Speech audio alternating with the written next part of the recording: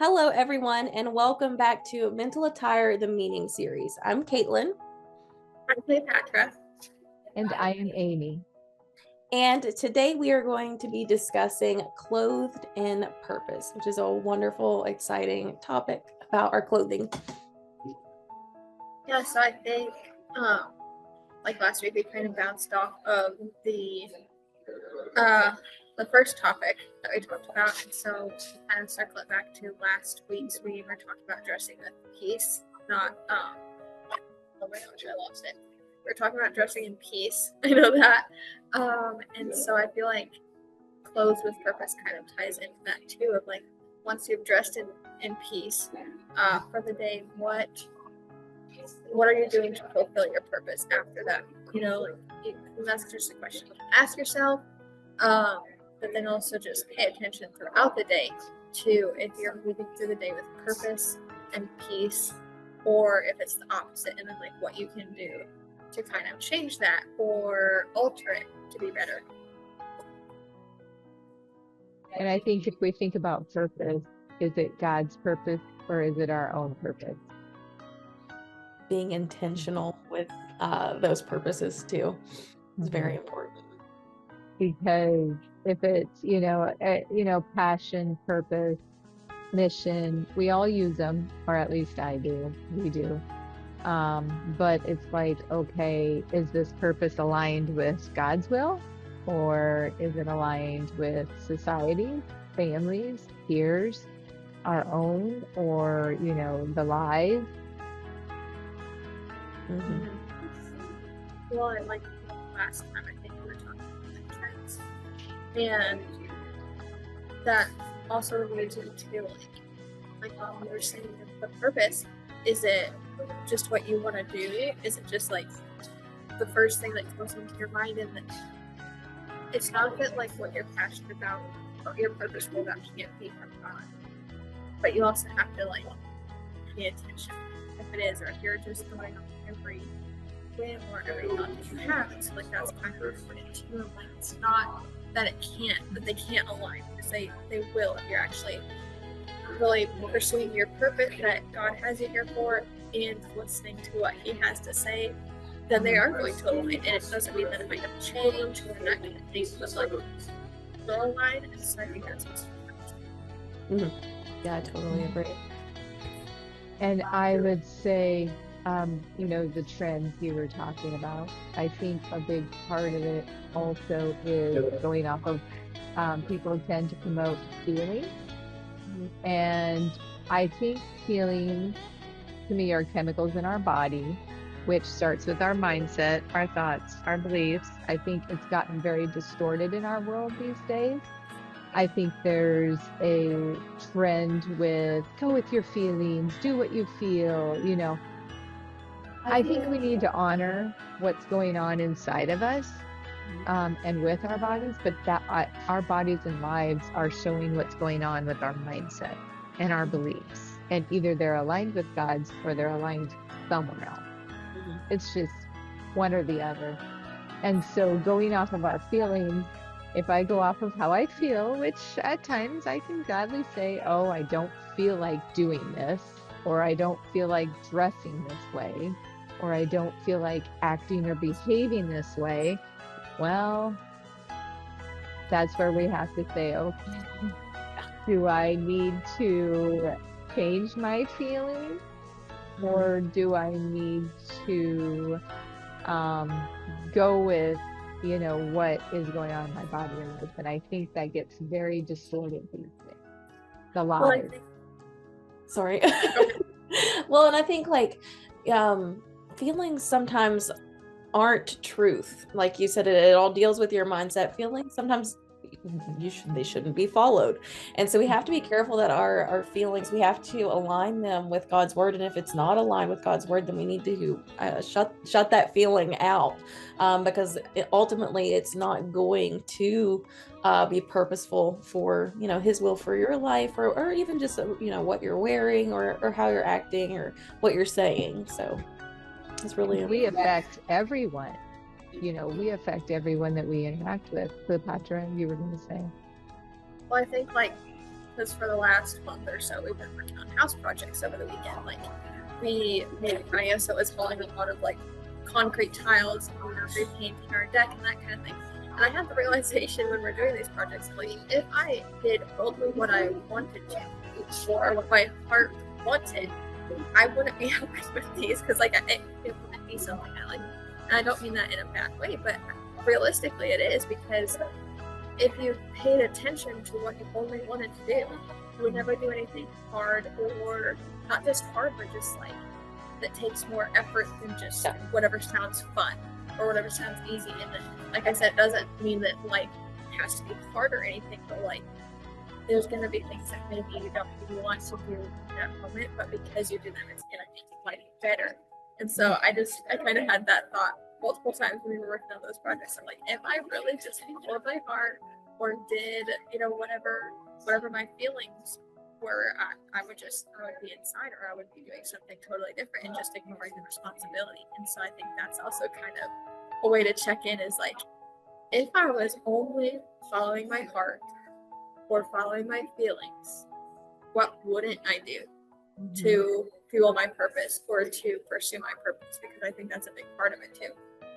Well, and go ahead. Go ahead.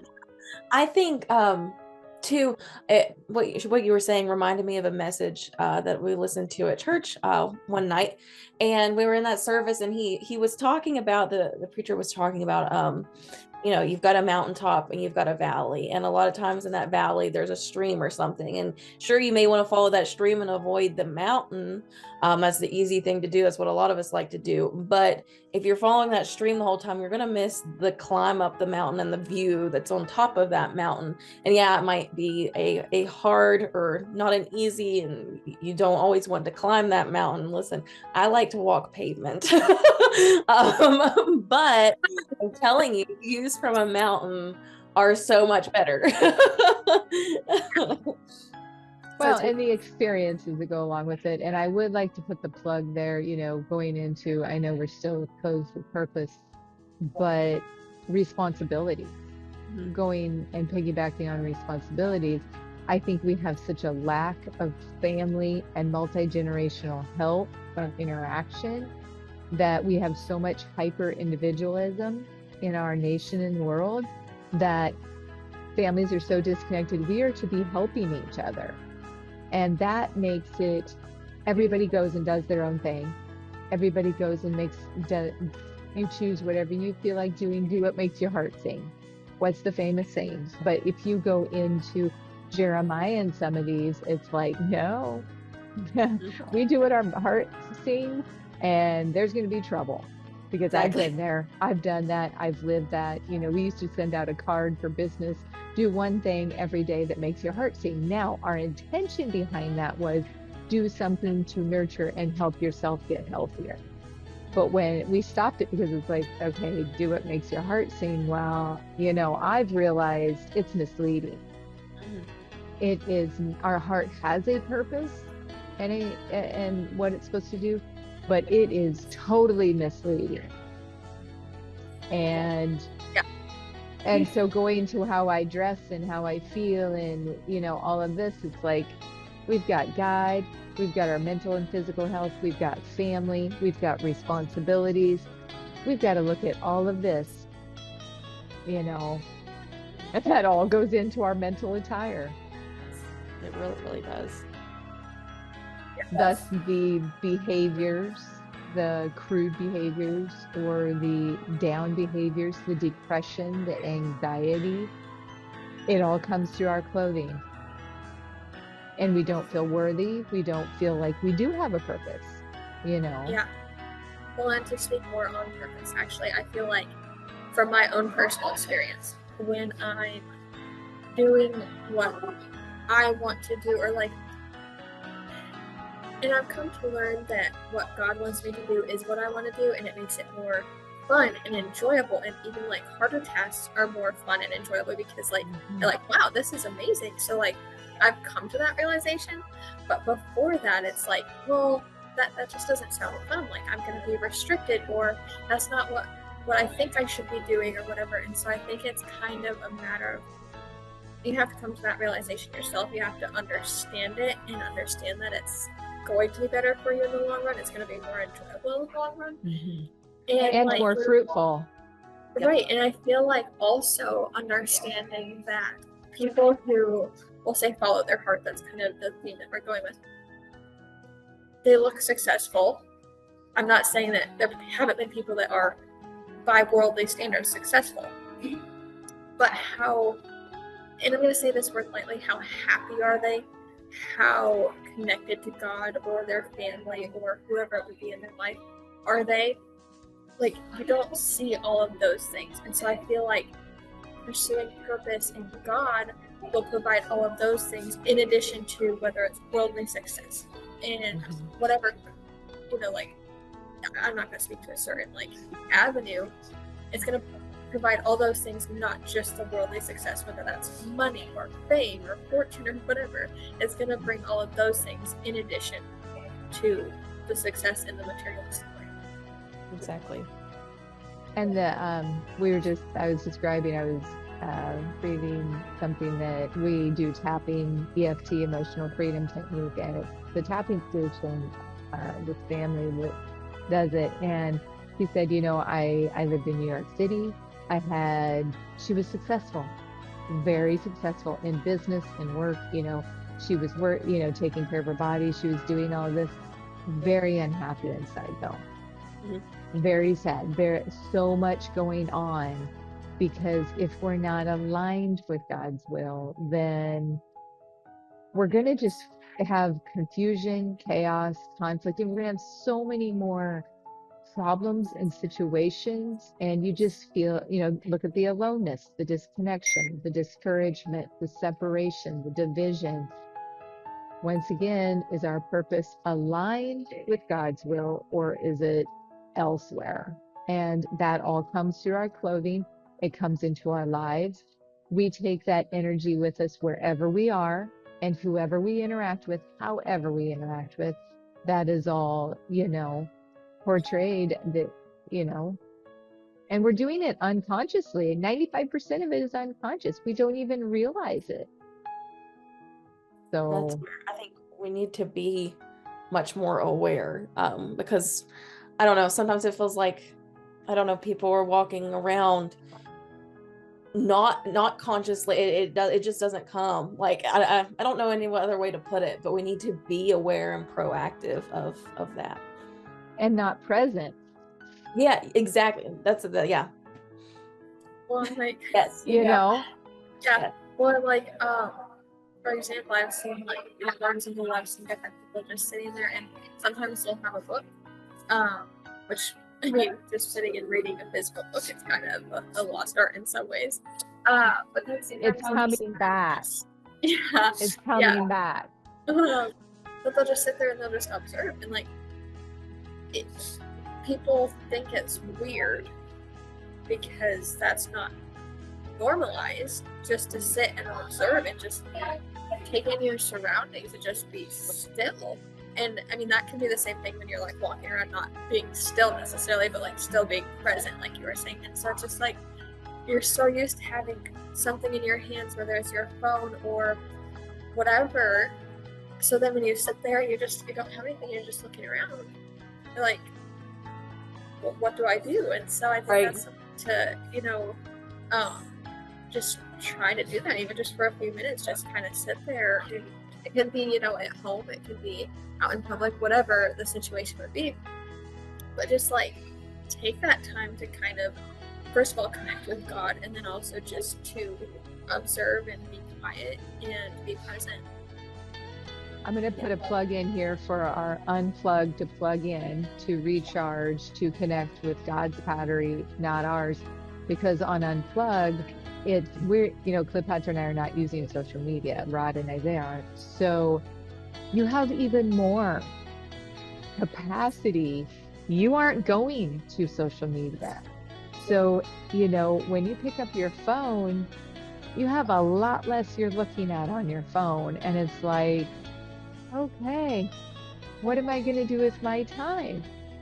It's, it's not checking out the rest of the world. It's not checking out, and it's like, it is a big unlearning that you have to do so you can learn new. And you see people out walking, they're walking around. It's like, well, just put the phone Missing down. so much. Yeah, just At home the other day, we were in town, and there was a boy who was probably, I want to say maybe around 8 to 10 years old, and he was walking down Main Street, like on the sidewalk, and he had his phone, and I mean, like, he was bent over at walking. He was by himself, and I'm like, he would like look up every so often, but I'm like, first of all, from a safety perspective, but also just like from the mental perspective of like, like Mom said, just put it away for now. Like, you can get it back out later, whatever. But just like for that walk home or wherever you're going, maybe just observe, be present, be aware also of your surroundings. Yeah. Look at the sky, look at the birds, look at the trees, look at the flowers, and if you don't have any of that, get outside and find some. Yeah. Just find a little bit of grass. Find a little bit of, just being intentional, like with your time, and I keep going back to your body. Your life was not designed to be interrupted by that screen 24/7. And I've been trying to know, I still do have my social media, but I've been more intentional about just setting it aside, enjoying my walks, enjoying my Bible time, enjoying, just whether it's candle making or visiting family. Like, your life was not meant to be interrupted by that screen all the time. And so choosing to be intentional, like, I'm going to go can some carrots after this call. I'm going to pressure can carrots. I'm so excited about it. Just, you can fill that time with so much more purposeful things. So something to really think about. Like we played pickleball last night. It was hot, but do pickleball, your family. It is fun. It's a great exercise, and we've really had a ball with that. Well, and I think like just anything, whether it's pickleball, going for a walk, it can be a game inside, it can be like literally, there's so many things. You can be reading different books together in the same area, or, like there's a ton of things. But like, it's almost like you feel guilty for doing those things because you're supposed to be doing, checking social media or being online or doing this. And it's like, no, like, I understand there's certain work things that you might be doing at a certain time or whatever it is. But no, you shouldn't feel guilty for taking that time, whether it's with your family or your spouse or whatever, to do those things in the real world. You know what I mean? Like, that's where we live. We live in the real world. We live in our current, time. And so I think that's kind of like another thing is like just, being open to trying those things too. And to really understand that unconsciously, subconsciously, 95% of us is paying attention when anybody goes on to anything with their phone, social media, or you're watching TV, or if you're just watching people in public. You can tell youth and even adults that are watching others that you're just soaking in how they dress, how they act, how they behave, what are they doing, what are they not doing. And this is an epidemic. This is, becoming, like you said, more aware and more conscious, because we soak these things up without even knowing it. One to go off that, I feel like once you do become more conscious and aware of it, naturally you're gonna be aware of like the things you don't want in your life. But just that consciousness, and then you're taking the changes and you're making the changes in your life, it will have an effect around you. Maybe you won't see it noticeably, but it will, because like that's the portrayal you're putting out into the world. You're clothed with purpose in awareness in God, and that's going to have an effect around you, whether it's visible to you or not. Well, and not even to just yourself, but others are going to be aware, like your family. And you never know what kind of or how you could influence them, or like those that you're around in public, if you're choosing not or a different route that nobody's used to. And talk to people in public. Be safe about it, be wise, and careful and cautious, but carry on conversations with people, family, friends, but also people wherever you're at, You know, it's It's not yeah, you know, normalized. swap the tech to connect. And Yeah. what's our other one? We have another one. Swap the tech to connect and swap screen time for real time. Well, we're so You used know, to like our own things, rushing through the day and just getting things done. Like whether you're interacting with somebody at the grocery store or at the coffee shop, like being aware and taking just a moment just to say, I hope you have a good day at least. Something, just something. Yeah. You're made for that interaction. Yeah. and I think we're all programmed. There's not enough time. We don't have enough time.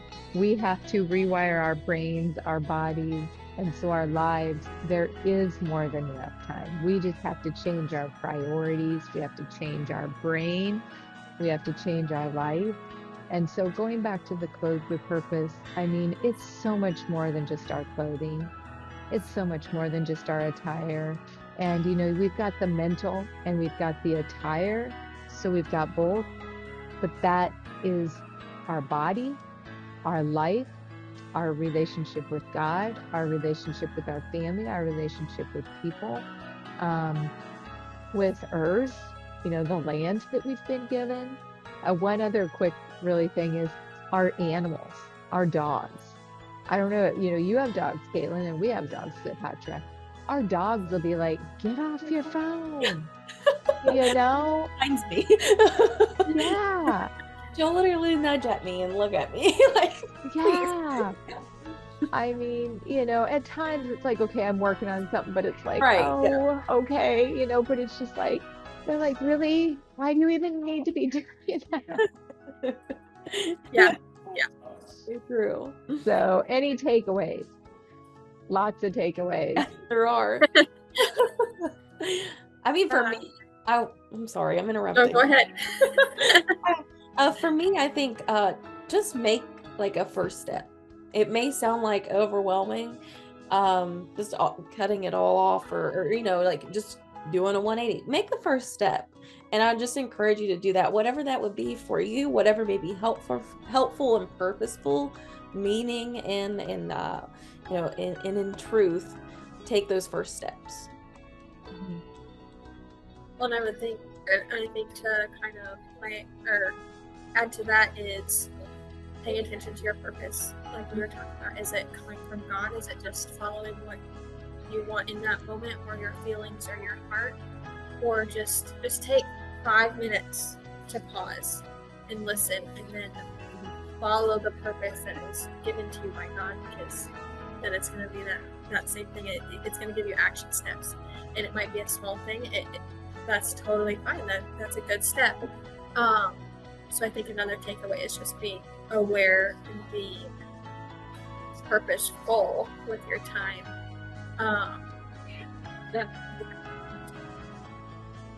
And I would just invite anyone, it can be scary. There can be a lot of fears. You may be alone on this with nobody else in your life that would be maybe, you ladies mentioned, you know, there's always that first piece of popcorn that has to pop, and then the rest do. We have to be that sometimes. We have to be bold. And, you know, we were just reading in Acts today, speak the sober truth and speak boldly. But it just, like you said, start with small steps. And we are here. All of us are here. We can connect you with others too. Reach out. No one shall do life alone. No family, no person. No one shall do life alone. We do appreciate you and we are thankful for you. And please do connect with us, because you're not alone in this. This can be scary, but you can do this one tiny step at a time. So I'm good. I don't think there's anything else. Thank you for being here. And thank you, ladies. This is wonderful. And look forward to connecting with you again. Take care.